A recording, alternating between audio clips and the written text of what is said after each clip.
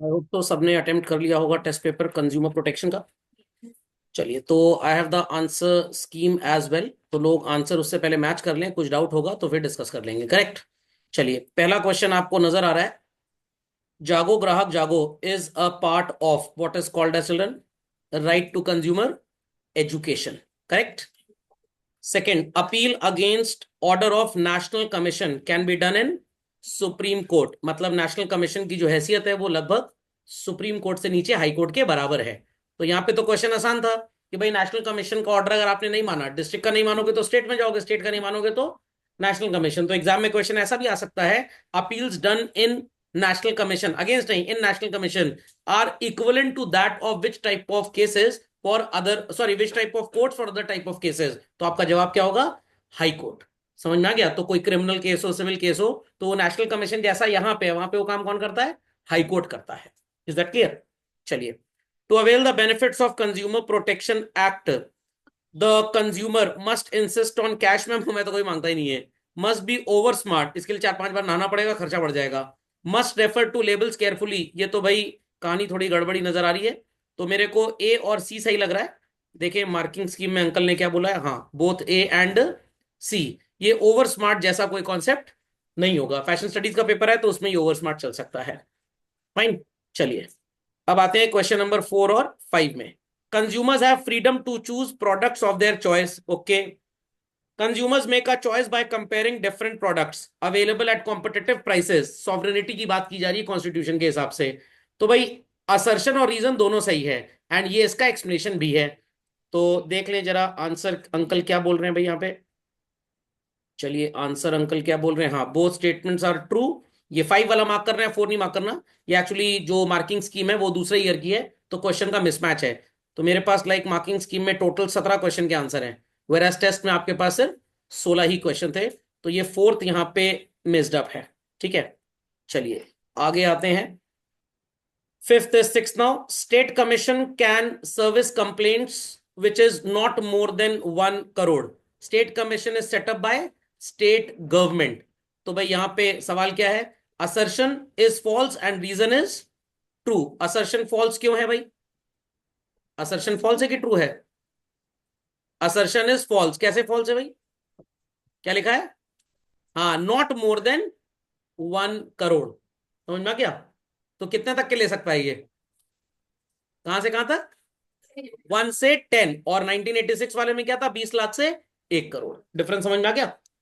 चलिए, चलते हैं आगे। जो यहाँ पे मार्किंग स्कीम में क्वेश्चन नंबर 7 नजर आ रहा है, इट इज एक्चुअली 6 और ये हो जाएगा 7। चलिए, तो 6 में टेक्स्ट रीड करना है आपको। विक्रांत अंकल गए शॉपिंग करने, ब्रांडेड सनग्लास के शोरूम टाइटन आई गए होंगे। हमारे मोहल्ले में था, बंद हो गया, श्राप लग गया मेरा।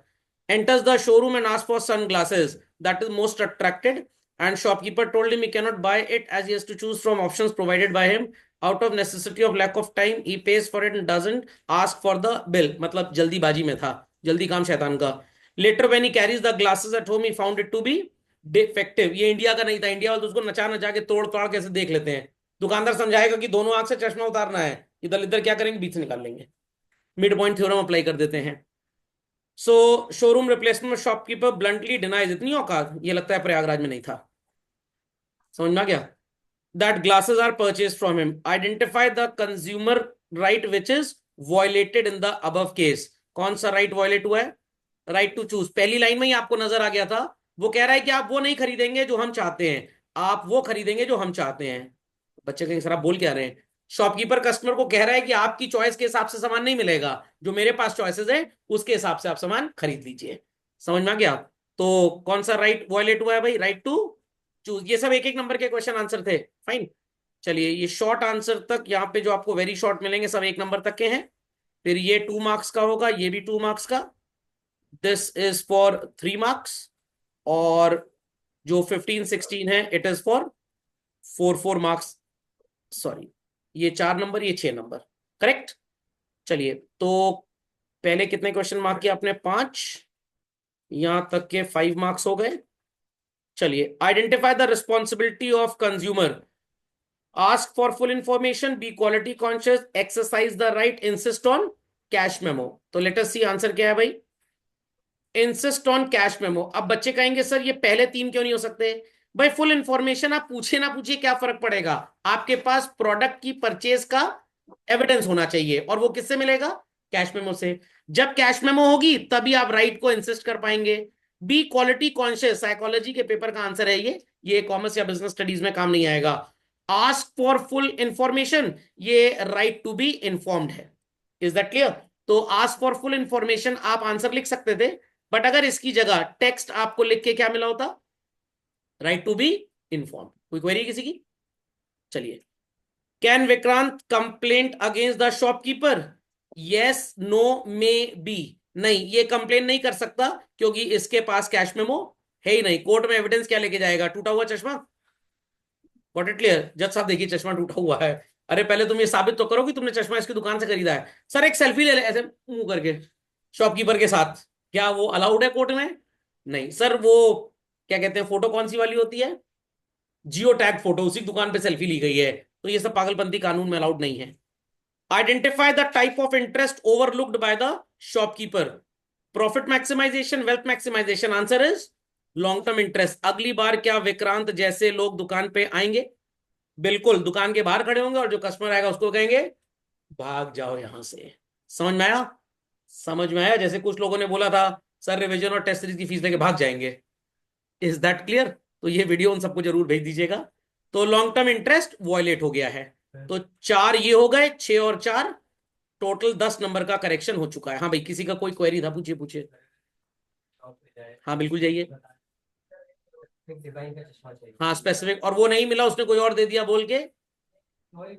हाँ इनमें से भी ले सकते हैं, हाँ बट चूज हमने किया कि हम ये ले रहे हैं। हाँ ठीक है, तो राइट टू चूज हो गया है अब राइट वॉयलेट नहीं हुआ है।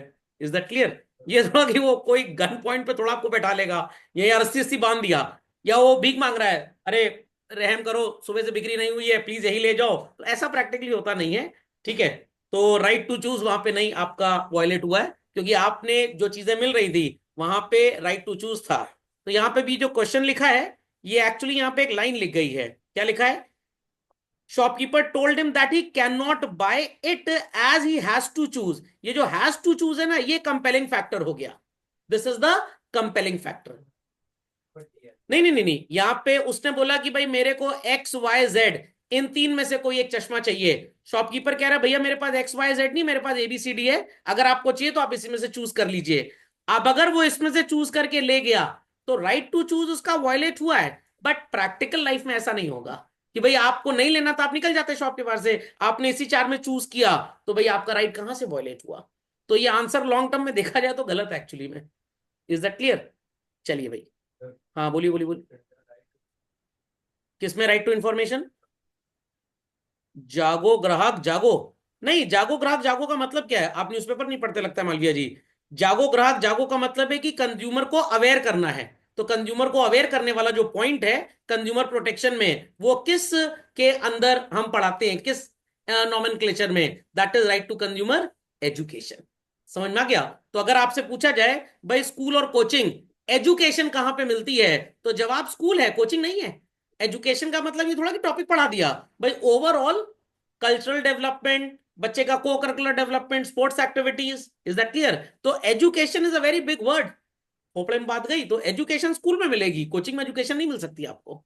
समझ में आ गया? If you want to be educated, कभी आपने सुना है किसी को अनपढ़ हो क्या कौन से स्कूल में पढ़ते थे? कोई ये नहीं पूछता अनपढ़ हो क्या कौन सी कोचिंग गए थे। समझ में आ गया? तो एजुकेशन जैसी चीज सिर्फ स्कूल में आपको दी जा सकती है। फंडामेंटल लॉजिक समझ में आ गया? काफी ज्यादा सोचना पड़ेगा। चलिए 10 नंबर तक का करेक्शन हो चुका है। Read the extract and answer the question. IC वाले इसको जरा ज्यादा फॉलो करेंगे, रीजन बीइंग कि आईसी में इसी साल से ऐसे केस बेस्ड क्वेश्चन आने स्टार्ट होने वाले हैं। सीबीएसई में तो खैर पुराना ही है। तो एसी वेसी की कुछ बात हो रही है। Name the redressal agency where he can approach to complaint against the local manufacturer. ये डिस्ट्रिक्ट फोरम में जाएगा, क्यों? क्योंकि शब्द क्या लिखा है? Local manufacturer. अगर बात आती कि फैक्ट्री की कंप्लेंट है, नहीं अमाउंट के हिसाब से भी है बट जुरिस्डिक्शन के हिसाब से भी होता है। अगर मान लीजिए कनॉट प्लेस में किसी के घर में कत्ल हो जाता है, तो वो रिपोर्ट क्या कर्नाटक में लिखवाने जाएगा? जुरिस्डिक्शन भी तो होना चाहिए। समझ में आ गया? आप सिर्फ बिजनेस स्टडीज और कॉमर्स पढ़ के जवाब दे रहे हैं अमाउंट के बेसिस पे, बट मैं आपको कुछ रियलिटी भी बता रहा हूं कि थोड़ा ज्ञानवर्धक भी होइए कम से कम आप। तो जुरिस्डिक्शन मैटर्स द मोस्ट। जैसे मान लीजिए कि मेरे मोहल्ले में किसी घर में चोरी हो गई, इज दैट क्लियर?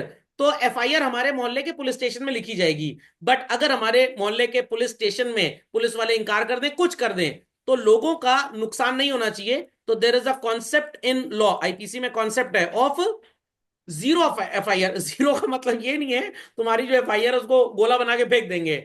आप कहीं पे भी एफआईआर दर्ज करा दीजिए। जीरो का मतलब उस थाने में उसका सिग्निफिकेंस शायद एकदम ही ना हो, बट जिससे रिलेटेड है मोहल्ले से, फिर ये वहां फॉरवर्ड कर दी जाएगी। Is that clear? तो मान लीजिए कनॉट प्लेस में न्यू दिल्ली में किसी का मर्डर हो जाए। अब वहां के पुलिस वाले रिपोर्ट लिखने में आनाकानी कर रहे हैं, तो गाजियाबाद में किसी ने रिपोर्ट लिखवा दी। अब गाजियाबाद का जो पुलिस स्टेशन है, वो जुडिशियल मैजिस्ट्रेट जो होता है उसकी परमिशन से कनॉट प्लेस पुलिस स्टेशन में ये एफआईआर को फॉरवर्ड कर देगा। तो गाजियाबाद पुलिस इसके ऊपर कोई एक्शन नहीं लेगी। उनके लिए it is as good as null and void. तो ये है जीरो एफआईआर। तो jurisdiction matters the most children. समझ में आया? नहीं आया? तो मान लीजिए मैंने घर में अपने एलजी का एसी लगवाया, अब एसी डिफेक्टिव निकल गया, जो ऑथराइज सर्विस सेंटर उसने बोल भी दिया। अब मैं तो भाई फैक्ट्री के खिलाफ कंप्लेन करूंगा। अब फैक्ट्री तो नोएडा में एलजी वालों की, तो यहां पे फिर नेशनल कमीशन की बात आ जाएगी। बट क्योंकि अमाउंट एसी का कोई 1 करोड़ से ऊपर तो है नहीं, ये है मुश्किल से 50-60 हजार रुपए, तो मेरे को कहां जाना पड़ेगा? डिस्ट्रिक्ट फोरम में जाना पड़ेगा। इज दैट अंडरस्टूड और नॉट?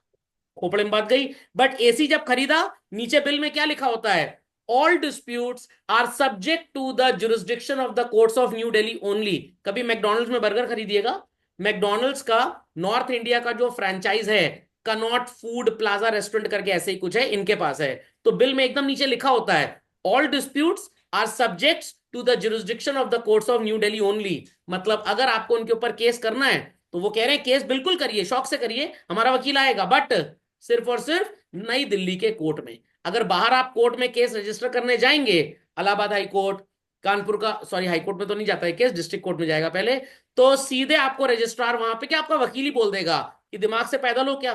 कैश मेमो में साफ साफ लिखा है कि हम कोर्ट की सुनवाई के लिए कहां हाजिर होंगे? सिर्फ न्यू दिल्ली में। तो district court at any other place उस केस को रजिस्टर करेगा ही नहीं करेगा, क्योंकि बर्गर खरीदते टाइम आपने एक अग्रीमेंट कर लिया उनसे कि कोई भी डिस्प्यूट होगा तो जो लिखा है उसी कोर्ट में केस सुना जाएगा। बात समझ में आ गई? क्या हुआ? नहीं, चीटिंग कैसे है भाई? इतना बड़ा कंसर्न है, हर मोहल्ले में थोड़ा एक वकील बैठा कर रखें, कॉस्ट भी कोई चीज होती है। जज साहब बोलेंगे 50 रुपए के बर्गर के लिए, वो 50 हजार का वकील बैठाएंगे इलाहाबाद कानपुर में। तो भाई आप मत खरीदिए, आप उनके टर्म्स एंड कंडीशंस पढ़ लीजिए, वहां पे बिंदी लगी होती कि नहीं, उसमें टीएनसी लिखा होता है। लोग क्या समझते हैं? Take care. टेक केयर नहीं होता है, तो you are bound by that. आप अगर वो चीज खरीद रहे हैं तो आप उस अग्रीमेंट में आ चुके हैं। सो कानून इसलिए तो बनाया गया है, सोच कर समझ कर आप कोई भी हरकत करें। खोपड़े में बात गई? समझ में आ गया? अभी जो आजकल मेले में ट्रेन का प्रॉब्लम चल रहा है, लोग थोड़ा फोड़ मचा रहे हैं, तो चिंता ना करिए, योगी जी सब बढ़िया वीडियो पूरा कंपाइल करवा रहे हैं। कह रहा पूरा काइन मास्टर में एक वीडियो बना दो 3 घंटे का, फिर एक साथ सबको घर से उठवाते हैं। समझ में आया कि नहीं आया? तो अगर आप रेलवे स्टेशन के अंदर गए, you are bound by the act, bound by the rules and regulations. समझ में आ गया? अब ये नहीं हम तो गए थे मौसी छोड़ने, वंदे भारत के अंदर हम चले, ट्रेन चल पड़ी, तो हम क्या करें? You should be aware bye the rules and regulations कि उस ट्रेन के अंदर चढ़ना अलाउड नहीं है। समझ में आ गया? तो आप ये नहीं बोल सकते किसी को चाकू मार के, अरे अच्छा कत्ल पे सजा, हमको तो पता है, वेरी सॉरी जज साहब अगली बार नहीं करेंगे। ऐसा थोड़ा होता है। We teachers when we check CBSE copy, एक भी गड़बड़ी हो गई 10 साल के लिए टीचर डिबार है, अरे छोड़ दीजिए हमको नहीं पता था। समझ में आ गया? चाहे बच्चा फेल हो, 15 नंबर पाया हो, स्क्रूटनी में पता लग गया 15-17 है, 10 साल के लिए आप debar. You have to be aware with the rules and regulations of the place. Laws of land के आपको मतलब आने ही चाहिए, आपको कानून पता होना चाहिए। ये नहीं हो सकता कि हम उसको इग्नोर कर दें। समझ में आ गया? तो ignorance of law is not an excuse. Okay, चलिए भाई। State two directions which consumer court can issue to the local manufacturer. भाई डिफेक्ट हटाओ, और जिसको खराब सामान बेचा है उसके डिफेक्ट को रिपेयर करो। अगर आपने ये भी लिखा है टू पे फॉर द डैमेजेस, तो वो भी सही चीज है। वो प्रयागराज इलाहाबाद के लोगों को पैसा सबसे पहले चाहिए होता है, तो ये भी आप लिख सकते हैं टू पे फॉर द डैमेजेस। अब ये मत लिख दीजिएगा टू पे for the damages plus 5,000 rupees more. समझ में? ऐसा नहीं होता है। पता लगा एसी गड़बड़ हो गया, आपकी नींद एकदम सही नहीं हुई, आप सही से सो नहीं पाए, अगले दिन आपका एग्जाम था, आपके नंबर कम आ गए, अब आप वकील से कह रहे हैं जरा और केस ठोको इनके ऊपर, हमारा एग्जाम अच्छा नहीं हुआ, हम फेल हो गए, 1700 रुपए का नीट का फॉर्म भरा था, हमारा 1700 निकलवाओ। वो इन सब चीजों के लिए जिम्मेदार नहीं है। जब आप रेलवे से गुड्स डिस्पैच करते हैं या टिकट खरीदते हैं, तो टर्म्स एंड कंडीशन में साफ साफ लिखा है अगर ट्रेन के डिले हो जाने से आपका कोई लॉस है तो इंडियन रेलवेज उसके लिए जिम्मेदार नहीं। आप लोग कहेंगे ये कौन सी बात हुई, जो लिखा है वही बात हुई है ये। Is that clear? चलिए, सबने लिख लिया भाई? चलो तो 1 मार्क इस पे ले लो और हाफ ऑफ मार्क्स इस पे ले लो, 2 रीजंस पे। कितने नंबर का करेक्शन हम कर चुके थे भाई? 10 नंबर का। चलिए, तो 2 नंबर का करेक्शन और हो गया, तो 12 नंबर का करेक्शन हमारा कंप्लीट हो गया। अब ये क्वेश्चन भी 1 1 मार्क के हैं बच्चों। Give any one responsibility in addition to obtaining cash memo while purchasing an edible oil.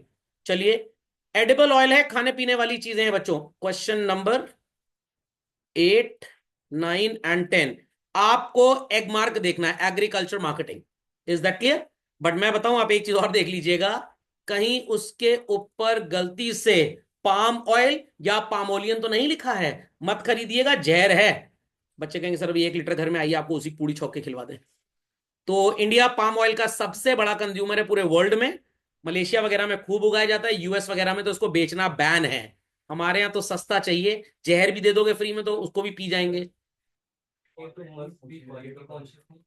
Quality conscious आप लिख सकते हैं, बट क्वालिटी कॉन्शियस में प्रॉब्लम क्या आएगी, नंबर नहीं मिलेगा। मथुरा में रहना है तो राधे राधे करना है।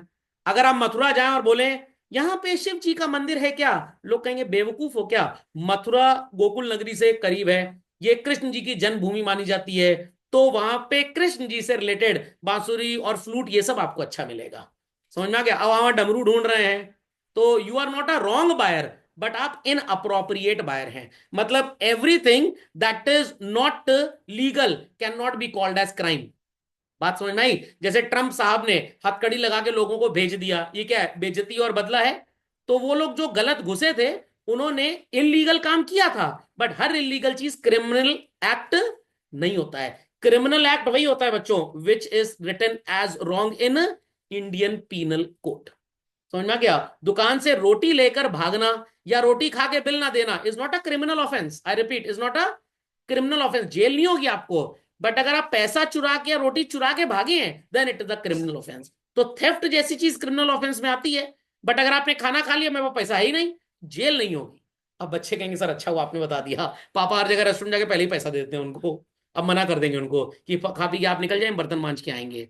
तो यहाँ पे आप क्वालिटी वर्ड लिखेंगे, आपको नंबर नहीं मिलेगा, क्योंकि मार्क्स क्या लिखने मिलता है, एग्रीकल्चर मार्केटिंग। सॉस वगैरह है तो उस पर क्या लिखा होना चाहिए, एफपीओ। अब क्वालिटी कॉन्शियस में एग मार्क आएगा, एफपीओ आएगा, स्वेटर वगैरह में वूल मार्क आ जाएगा, गोल्ड ज्वेलरी में हॉलमार्क आ जाएगा, डायमंड में ये आ जाएगा IBJA, Indian bullions and jewellery, sorry Indian jewellery and Boolean association, IJBA का ट्रेडमार्क एक होता है। तो क्वालिटी कॉन्शियस तो सब आएगा, बट हमको मार्क्स किस में लिखे मिलेगा ये लिखना है। घर में रिश्तेदार आए, मम्मी कह रही और बताइए क्या खाएंगे, कुछ चटपटा खिला दो। आज मेरी बेटी ने दिन में पापा कुछ मीठा खिला दो, मैंने चलो 2 किलो गुड़ खरीद दो तुमको, तो हूं करके घूर के देखने लग गई। मैंने गुड़ भी तो मीठा ही होता है, बट वो समझ गई पापा थोड़े सरकास्टिक रहते हैं हमेशा। समझ में आ गया? समझ में आ गया? पोपड़े में बात गई, लॉजिक समझ में आ गया? तो अगर चाट वाले के यहाँ जाएं, जरा चाट खिलाओ, अरे चाट में क्या खिलाएं, बहुत वैरायटी है, पानी पूरी भी है, मीठी वाली टिकिया भी है, क्या खाएंगे आप, आपको बताना पड़ेगा ना। तो क्वालिटी वर्ड एकदम सही है, बट अगर 1 मार्क्स का आंसर आएगा हाफ मिलेगा, मेरे जैसा टीचर होगा तो 0 देगा। Is that clear? समझ में आ गया? आज मंगलवार है, गंदी बातें नहीं करनी चाहिए, बट मान लीजिए कि मैं घर वालों को बोलूं अंडा बना दो आज, अरे अंडे में क्या रेसिपी खाओगे? समझ में आया? ये टेस्ट किस लिए लिए जा रहे हैं, यही बताने के लिए तो लिया जा रहा है। नेक्स्ट क्वेश्चन दिया हुआ है कि आ रहे हैं, आ रहे हैं, आगे भी आ रहे हैं, परेशान मत होइए। Raman wants to buy iron as an aware customer, how he can be sure about the quality? तो क्वालिटी ऑफ आयरन आपको कैसे पता लगेगी भाई, ISI मार्क होना चाहिए। पहले तो हमसे रिस्पॉन्सिबिलिटी। नहीं बात ठीक है, रिस्पॉन्सिबिलिटी लिखना है, तो आपकी रिस्पॉन्सिबिलिटी क्या देखने की है कि एग मार्क है कि नहीं है। यहां पे भी देखिए भाई, मार्क की बात आ गई कि ISI मार्क है कि नहीं, स्टैंडर्ड है। या अगर आप ISO 9001 भी लिख देते हैं या ISO 9000 सीरीज मार्क भी लिख देते हैं तब भी आपको मार्क्स मिलेंगे। लिखना चाहिए कि क्वालिटी कैसे पता चलेगी। हाँ मैं बता दू, मैं गलत नहीं बोल रहा हूं, यहां पे भी ठीक है, आपने ठीक लिखा है, बट मैं ये कहना चाह रहा हूं कि आपको बोर्ड में मार्क्स तब मिलेंगे जब आप बहुत स्पेसिफिक आंसर लिखेंगे। तो वही तो मैं बता रहा हूं आपको। अच्छा, आपके कहने का मतलब है कि यहाँ पे एक मार्क की जगह ऐसा ही क्यों नहीं लिख सकते, खाने पीने के सामान में ऐसा ही नहीं होता है। क्वेश्चन देख के कैसे पता चलेगा कि रिस्पॉन्सिबिलिटी लिखेंगे एक स्पेसिफिक मार्क। ओके चलिए मैं बताता हूं, ये यहां पे क्या बात की जा रही है, one responsibility of the consumer. आपने आंसर क्या लिखा था बताइए जरा। Must be quality conscious by observing the necessary mark such as Agmark ISI like this, ये मैं कहना चाह रहा हूं। समझ में आ गया? जैसे मान लीजिए कि मम्मी ने आपसे बोला जाओ जरा 2 किलो आलू ले आओ। अब मार्केट में दो तरह का पोटेटो आता है कभी कभी, एक वो थोड़ा मीठा वाला आता है जब वो कोल्ड स्टोरेज वाला होता है। अब अगर मम्मी कह रही आलू ले आओ तो आप कोई भी लेके जा सकते हैं, बट अगर मम्मी ने कहा नया वाला ही लाना तो इसका मतलब आपको पुराना नहीं लेके जाना, फिर आपको शॉपकीपर से पूछना ही है। मैं बोल दूं कि भाई आज कॉमर्स और बिजनेस स्टडीज का टेस्ट है 1 घंटे का, आ जाना। अब आप तो पूरा पढ़ के चले आएंगे, और यहाँ पे पता लगा सिर्फ कंज्यूमर प्रोटेक्शन टेस्ट हो रहा है, तो आप कहेंगे ना सर ने चीटिंग की हमारे साथ, यू शुड हैव टोल्ड क्या होगा। तो स्पेसिफिक आंसर पे ही आपको मार्क्स पूरे मिलेंगे। Is that clear? मैं ये कहना चाह रहा हूं कि अगर स्पेसिफिसिटी फैक्टर नहीं होगा, तो स्पेसिफिसिटी फैक्टर को अगर आप इग्नोर करते हैं तो you won't get full marks. समझ में आ गई बात? ये मुद्दा है बेसिकली। लॉजिक समझ में आया कि नहीं आया? चलिए, name the component of product mix that help the consumer to exercise the right to information. अब इंफॉर्मेशन किससे मिलेगी भाई? लेबल से मिलेगी। अब यहां पे बच्चे लिख के आ जाए, बाय आस्किंग द शॉपकीपर। तो यहां पे क्या लिखा है? Name the component of product mix. एक टर्म यूज किया गया है कि प्रोडक्ट मिक्स में इंफॉर्मेशन कहां से मिलती है, आंसर इज लेबल। अब ये लिखा होता name the component that helps the consumer to exercise the right to information, product mix word ना होता, तब आप अगर सिर्फ इतना लिख के आते, आज the shopkeeper see the review of the product, again आपको 1 में से आधा नंबर मिलता। बट जब आप ये लेबल वर्ड लिखेंगे तो टीचर समझ जाएगा बच्चा एकदम बुलजाई वाला है। समझ में आ गया? तो 99 और 100 वाले आंसर में यही फर्क है। खोपड़े में बात गई। Many a time teachers they भी देते हैं मार्क्स, ऐसी बात नहीं है, बट मैं यही समझाना चाह रहा हूं कि जहां तक एज फार एज पॉसिबल आप एग्जैक्ट लिख पाए वहां पे एग्जैक्ट वर्ड्स यूज करें। समझ में आ गया? पंछी पेठा, पेठा तो बहुत लोग बेचते हैं, बट आगरा में किसका पेठा फेमस है? पंछी पेठा। तो जब भी कोई आगरा से आ रहा है कुछ लें, पंछी पेठा ले आना। आप किसी भी दुकान से ले आइए, बट उन्होंने स्पेसिफाई कर दिया। Is that understood? जैसे लोग आजकल ट्रैवल करते हैं, पहले क्या होता था, हमारा रिजर्वेशन AC 2 टियर में है, AC फर्स्ट में, आजकल वंदे भारत से टिकट कराया है। बात समझ में आ रही कि नहीं आ रही है? तो ये चीज है। लॉजिक समझ में आ गया? समझ में आ गया भाई? चलिए क्वेश्चन नंबर 11 क्या है भाई? Explain in brief by any 3 means by which a consumer can be protected. अब यहां पे लिखा है self regulation, business association and government. अब ये जनरल टर्म्स लिखे हुए हैं। अब यहां पे लिखा है कि कंज्यूमर को प्रोटेक्ट कैसे किया जाएगा। तो भाई हम कंज्यूमर एजुकेशन प्रोग्राम चला सकते हैं, अगर वो सब भी आपने लिखा है तो it is equally correct. Got it clear? तो अब यहां पे आपको मार्क्स मिल सकते हैं, क्योंकि ये जो बिजनेस एसोसिएशन है यहां तक तो ठीक है, बट गवर्नमेंट वाला पॉइंट तो ऐसे ही लिख गया है, तो यहां गवर्नमेंट की जरा आप लिख सकते हैं, through legal mechanism such as state commission, district forum and national commission, ये भी आप लिख सकते हैं। अब अगर एग्जाम में क्वेश्चन आए और आप यहां गवर्नमेंट लिख के चले, थोड़ा सा एक्सप्लेन कर दे, नहीं मिलेंगे मार्क्स आपको। अगर आप ये लिखेंगे तब टीचर समझ जाएगा कि आप पढ़ के आए हैं, और कितना कितना अमाउंट है ये भी अगर आप लिख देंगे तो आपका आंसर बहुत स्पेसिफिक बन जाएगा। कोई क्वेरी यहां तक तो पूछ लीजिए।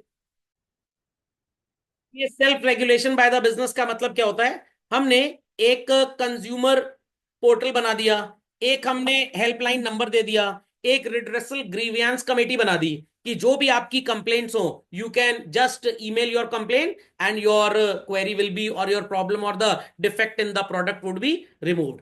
यहां पे कंपनी अपने खुद रिड्रेसल ग्रीवियंस सेल खोलती है। मैगी के पैकेट में आज घर जाके देखिएगा, बैक साइड में कंज्यूमर रिड्रेसल ग्रीवियंस ऑफिसर का एक नंबर लिखा होता है, और वो 1800 हेल्पलाइन नंबर्स होते हैं। तो आप उस नंबर पे कॉल करेंगे तो आपकी जो कंप्लेंट है वो पूरी तरह से रिजॉल्व कर दी जाएगी। हम सेटअप कर सकते हैं अपने कॉल सेंटर्स, उस कॉल सेंटर पे आपकी कंप्लेंट रिजॉल्व हो सकती है। तो this is called as what? Self regulation by business. समझ में आ गया? तो इसमें कॉल सेंटर वाली बात कर लीजिए, एक consumer redressal grievance committee setup कर दीजिए, एक इसमें हेल्पलाइन नंबर डाल दीजिए। ये 3 चीज आप लिख देंगे तो आपका काम बन जाएगा। बिजनेस एसोसिएशंस, आपने सुना होगा automobile regulatory development authority of India, आपने सुना होगा टेलीकॉम, सॉरी क्या नाम है भाई उसका, नाम मेरे को याद नहीं आ रहा, telecom operators association of India, टोआई। तो ये जितने भी इंडिया के टेलीकॉम ऑपरेटर्स हैं, जियो हो गया, एयरटेल हो गया, VI हो गया, ये सब इसके मेंबर है। अगर आपकी बात ये लोग नहीं सुनते हैं तो आप इस चेंबर के थ्रू जा सकते हैं। CII हो गया, चेंबर ऑफ इंडियन इंडस्ट्री, फिकी हो गया, इन सब जगह पे भी आप अपनी कंप्लेन को लॉग इन कर सकते हैं। और ये काम कैसे करते हैं? जैसे इंटरनेशनल लेवल पे यूएन काम करता है, वैसे ही कंट्री के अंदर सीआईआई, फिकी, ऐसे ढेर सारे ऑर्गेनाइजेशंस हैं, ये सब काम करते हैं। तो दीज आर बिजनेस एसोसिएशंस। मान लीजिए आपने प्रयागराज सिटी में रह रहे हैं और आपने किसी दुकान से लैपटॉप खरीदा, अब वो दुकानदार ने डिफेक्टिव सामान दे दिया, अब आपको कंप्लेन करनी है, तो पहले तो आप शॉप के पास जाएंगे, वो कह रहा है हमसे कोई मतलब नहीं। अब आपने सुना कि एक एसोसिएशन है, प्रयागराज कंप्यूटर डीलर एसोसिएशन, और ये दुकानदार उसका मेंबर है, तो आप सीधे प्रयागराज कंप्यूटर डीलर एसोसिएशन के ऑफिस में जाइए और अपनी कंप्लेन दे दीजिए। तो this is what business associations. बात समझ में आ गया? खोपड़े में बात गई? पक्का?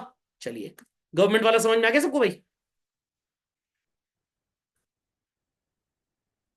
नहीं, ये तो काम ये भी करते हैं, ये भी करते हैं, गवर्नमेंट स्पेसिफिकली लेजिस्लेशन को एग्जीक्यूट कराती है। अगर आपने सिविक्स पढ़ी हो तो आपको पता होगा भाई, एक गवर्नमेंट है, एक जुडिशरी और एक लेजिस्लेचर है। तो गवर्नमेंट का काम क्या है? जो कानून बना है उसका एग्जीक्यूशन देखना है। एग्जीक्यूटिव बॉडी कौन होती है भाई? कानून को कौन पारित कराती है, कौन कानून को अप्लाई करवाता है? It is the government. तो जब भी गवर्नमेंट से रिलेटेड आप बात कर रहे हैं तो आपको कोई लीगल चीज ही लिखनी है, क्योंकि अवेयरनेस का काम ये भी करेंगे, ये भी करेंगे, वो तो सभी कर लेंगे, फिर फर्क क्या हुआ इसमें? ओके, तो आपने तो आंसर को रिपीट करके लिख दिया एक तरह से। समझ गए भाई? समझ गए? चलिए, तो दो दो नंबर का ये भी करेक्शन हो गया। आगे चलते हैं भाई। What are the responsibilities of consumer? Question number 12 children. Consumer की क्या क्या रिस्पॉन्सिबिलिटीज हैं? चलिए, तो कुछ आपको यहां पे नजर आएगा। Risk associated with the product, जो भी मैन्युफैक्चरर ने इंस्ट्रक्शन दिया है। लेबल्स को केयरफुली आपको पढ़ना है, उसका price, net weight, manufacturing expiry date क्या है। कैश मेमो आपके पास जरूर होनी चाहिए, नहीं तो आप कोई भी केस फाइल नहीं कर पाते। तो ये एविडेंस है। अब देखिए, इस तरह के क्वेश्चन के आंसर्स जब आप एग्जाम में लिखेंगे, सीबीएसई आईएससी नहीं बोलता कि आप हेडिंग लिखें ना लिखें, बट अंदर की बात यह है कि अगर आपका आंसर प्रॉपरली शोन है, पूरी मार्केटिंग है, दुकान है, बढ़िया से आंसर सजा के लिखोगे तो नंबर मिलेगा। तो यहां पे आप लिख सकते हैं टू हैव एविडेंस, यहां पे आप लिख सकते हैं इस पॉइंट को एज इंटरप्रिटेशन, रिस्क फैक्टर्स क्या हैं, ओके। और इस पॉइंट को आप लिख सकते हैं as read about labels, information. समझ में आ गया? तो जब भी कोई भी आंसर एग्जाम में लिखें, हेडिंग जरूर लिखिएगा, क्योंकि सिंपल पैराग्राफ पढ़ने में किसी का कोई इंटरेस्ट नहीं होता है। ये जब आप एज अ स्टूडेंट कहीं नोट्स भी पढ़ते हैं, तो अगर पॉइंट्स में लिखा होता है तो आपका इंटरेस्ट थोड़ा ज्यादा है। तो टीचर भी वैसे ही है, आपने हेडिंग लिखी है तो टीचर समझ जाएगा आप कुछ पढ़ लिख के आए हैं, तो वो स्कोर ईगरली पढ़ेगा एटलीस्ट। हाँ अंजलि जी बताइए, क्या क्वेरी है? complain against the product instead of ignoring. यहाँ पे लिखा है रिस्पॉन्सिबिलिटीज ऑफ अ कंज्यूमर, मैं क्वेश्चन पढ़ लूं। अच्छा, व्हाट आर द रिस्पॉन्सिबिलिटीज? यहाँ पे अब ये बोल सकते हैं कि भाई रिस्पॉन्सिबिलिटी बाइंग के टाइम पे क्या है। अगर क्वेश्चन ये होता, what are the responsibilities of a consumer for redressal of complaint your for problem और डिफेक्ट इन द प्रोडक्ट, तब वो पॉइंट ठीक होता। यहाँ पे बोला जा रहा है कि जब आप खरीद रहे हैं तब आपकी जिम्मेदारी क्या बनती है। हाँ, कॉशियस कंज्यूमर तो इसी में आ गया ना, ये जो पॉइंट है हमारा, रीड लेबल्स केयरफुली, ये तो कॉशियस कंज्यूमर, आप इसकी हेडिंग भी डाल सकते हैं कॉशियस कंज्यूमर करके। क्या कह रहे हैं? Consumer must exercise the right, ये तो रिस्पॉन्सिबिलिटी नहीं है, ये कॉन्सिक्वेंस ऑफ द रिस्पॉन्सिबिलिटी हो गया। तो ये अगेन उतने मार्क्स नहीं फेच कर पाएगा। Is that clear? पूरी तरह से गलत हम किसी चीज को नहीं बोल सकते, थ्योरी का पेपर है भाई, दाएं बाएं से थोड़ा मैच करेगा, बट एग्जैक्ट नहीं मैच कर रहा है ये। समझ में आ गया? वॉट इट, तो आप लोग ने लिखा है रिस्पॉन्सिबिलिटीज ऑफ कंज्यूमर नहीं, अगर प्रोडक्ट में प्रॉब्लम होती है तो कंज्यूमर क्या करेगा, कॉन्सिक्वेंसेज ऑफ रिड्रेसल लिख दिया आपने गलती से, तो इसकी मरम्मत कर लीजिएगा जरा। समझ में आ गया भाई? चलिए, तो थ्योरी और प्रैक्टिकल के सब्जेक्ट में थोड़ा सा डिफरेंस होता है। प्रैक्टिकल में क्या आंसर एब्स्ट्रैक्ट है कि बस यही है, कोई दाएं बाएं जा सकते हैं, थ्योरी में बड़ा दाएं बाएं चलता है, आप कुछ और सोच रहे हैं, लिखना एक्चुअली कुछ और है। चलिए, तो 12 13 14 और 15, 16 नहीं, 12 नंबर तक का करेक्शन हुआ था ना वहां पे, हाँ, 12 3 15 और 4 19 नंबर का करेक्शन यहां तक हो गया। मार्क्स अकॉर्डिंगली लेते रहिएगा आप। ठीक, अगर ये 3 मीन्स आपका सही है पूरा का पूरा, तो 2 नंबर ले लीजिए, कोई 2 सही है तो 1 नंबर, 1 सही है तो आधा नंबर, और ऐसे ही रिस्पॉन्सिबिलिटीज में कम से कम 3। चलिए भाई, explain the rights of consumer, dead number दोनों राइट्स पे आपको मिलेगा। और सिर्फ ऐसे ही मत लिख दिया करिए, कम से कम 2-3 लाइन का थोड़ा इंट्रोडक्शन लिख दिया करिए। जनरली मैंने देखा है कि जब शॉर्ट आंसर्स आते हैं तो बच्चों को ये इंट्रोडक्शन वगैरह लिखने की आदत ही नहीं होती है, और हमारे टीचर तो बोला करते थे कुछ भी स्टार्ट करना भैया इंट्रोडक्शन थोड़ा बढ़िया लिख देना। तो आप 2-4 लाइन कुछ भी अपने मन से, मतलब ऊल जलूल नहीं, तो आप लिख सकते हैं as a part of sovereign country और as embodied in the constitution of the country consumers has various rights in context with that we have similar rights as per consumer protection act some of the rights are explained as below मतलब थोड़ी कहानी थोड़ा सजा वजा के देखना है पता है जिसका बर्थडे है उसको गिफ्ट मिलना है बड़ा सा डब्बा है समझ में आ गया शर्ट पैंट होगी और कुछ हो ही नहीं सकता छोटा सा डब्बा ये पेन ही होएगा दो इसके अंदर बट तब भी कवर करके हम देते हैं कि नहीं देते हैं तो थोड़ा सा भोकालबाजी मेंटेन करनी है बस जितना मैंने बोला अगर आपको उतना नहीं समझ में आ रहा तो आप मेरी बात को यहां सुन के यहां से इग्नोर कर दीजिए मेरे को जितना भौंकना है मैं भौंक रहा हूं उतना समझ में आ गया लिख के आइएगा सर ने बोला था इंट्रोडक्शन लिखना हम तो नहीं लिखेंगे अपनी माँ की ओरिजिनल संतान हो तो नंबर देकर दिखाओ समझ में आ गया what is correct what should be done that I am explaining बाकी मैं भौंक नहीं सकता फालतू में अंडरस्टूड दिस पेरेंट्स बोलते हैं बेटा मौसम चेंज हो रहा है आइसक्रीम कम खाओ बट हमारे कुशागर मालविया जी हैं नहीं फोकट की मिल रही है मैं तो जहर पी जाऊंगा आइसक्रीम की क्या बात है समझ में आ गया चलिए कैसे मार्क्स मिलते हैं मेरा ये काम है आपको बताना आपको चाहिए नहीं चाहिए कौन मेरी पैदा की हुई संतान है जो फर्क पड़ेगा मेरे को is that clear what is correct that I am explaining बाकी भाई स्वाद अनुसार सोच कर समझ कर विचार कर हाँ क्वेश्चन नंबर कौन सा है भाई ये 13 चलिए भाई right to be informed a consumer has the right to get true and complete information अब देखिए मार्क्स आपको किस पे मिलेंगे quality quantity price content expiry date इतना अगर आपने लिखा है तो आपके बन गए पूरे के पूरे 1.5 नंबर इज दैट क्लियर अब ये नहीं the consumer has the right to be informed about everything what is important for him अब दाएं बाएं ना घुमाइए आप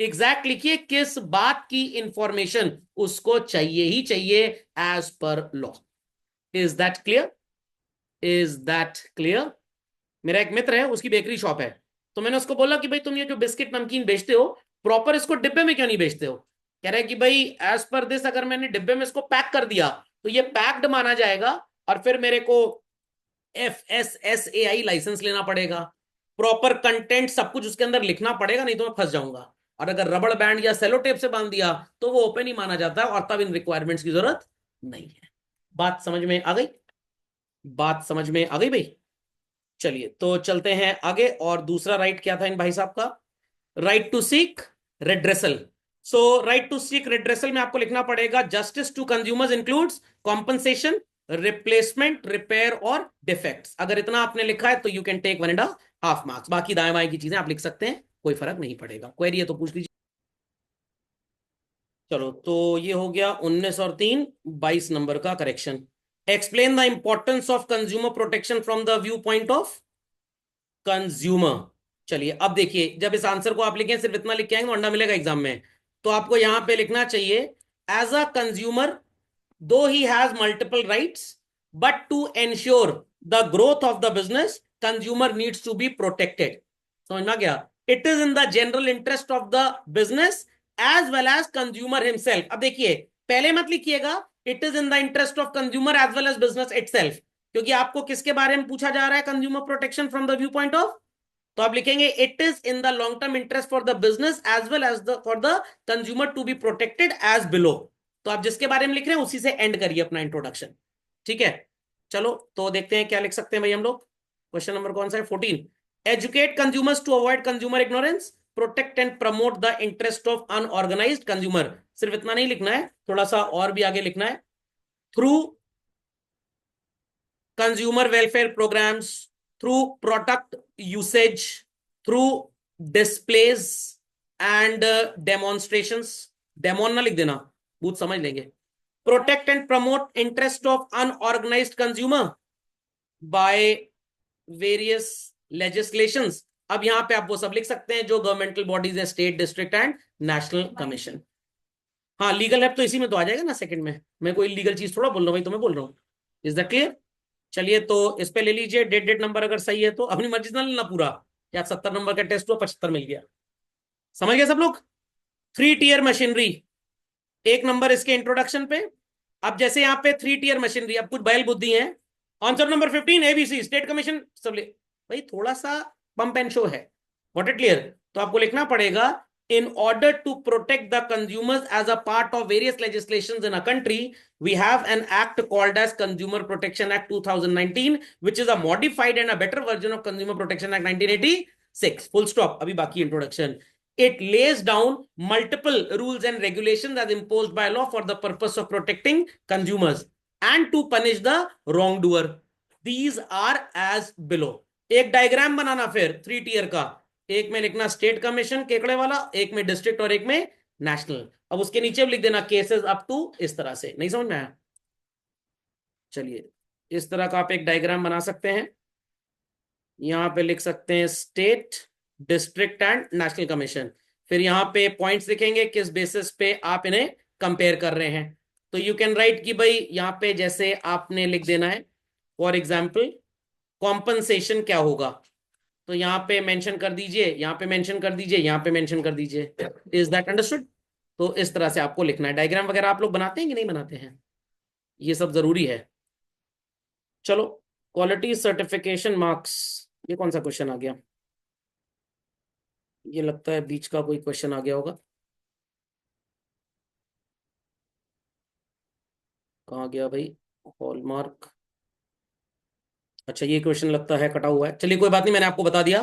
तो अगर आपने इंट्रोडक्शन लिखा है तो 1 मार्क उस पे ले लीजिए, और बाकी 1 1 मार्क इन 3 ऑर्गेनाइजेशंस पे। और इसमें 3 बातें जरूर होनी चाहिए। अमाउंट कितने का डिस्प्यूट हो तो जाएगा, is that clear? Second, fees के बारे में मैंने आपको बताया हुआ है 25,000 50,000। और एक सबसे इंपॉर्टेंट चीज लिखनी है कि जो भी स्टेट कमीशन में डिसाइड हुआ, जो अग्रीव्ड पार्टी है विद इन 30 डेज, वो कहां पे स्यू कर सकती है? डिस्ट्रिक्ट वाली स्टेट में जाएगी, स्टेट वाली नेशनल, और नेशनल वाली कहां जाएगी? Supreme court. ये 3 इंफॉर्मेशन लेना बहुत जरूरी है।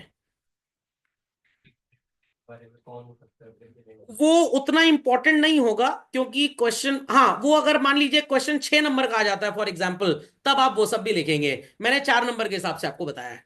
अगर 6 नंबर का आएगा तो कॉम्पोजिशन लिखना पड़ेगा। Is that clear? एक विमेन का होना उसमें बहुत जरूरी है बोर्ड में, वो 6 नंबर वाले में आपको लिखना है।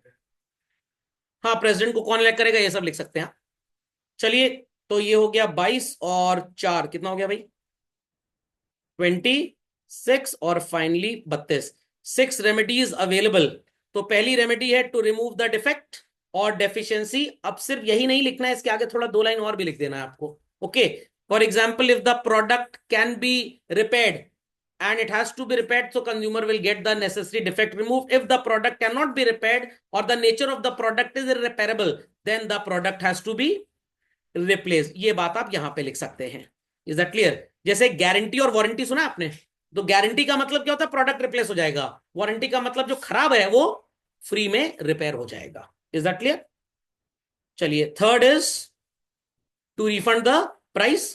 Fourth, to pay for reasonable amount of compensation for any loss or injury suffered by the consumer due to the negligence of opposite party.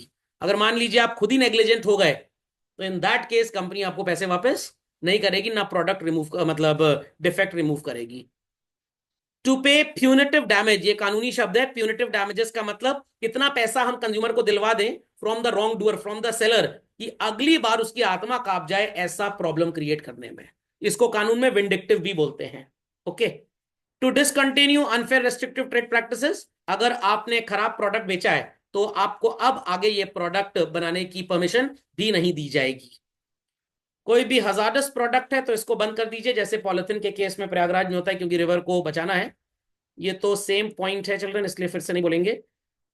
पे an amount to consumer welfare fund which is not less than 5% of the total claim. अगर 1,000 रुपए का claim है तो 50 रुपए, 10 लाख का है तो 50,000। सबको समझ में आ गया भाई? पक्का? चलिए, तो ये टेस्ट पेपर, इसके साथ इसका सोल्यूशन मैं अपलोड कर दूंगा। कोई क्वेरी है तो पूछ लीजिएगा। धन्यवाद बच्चों।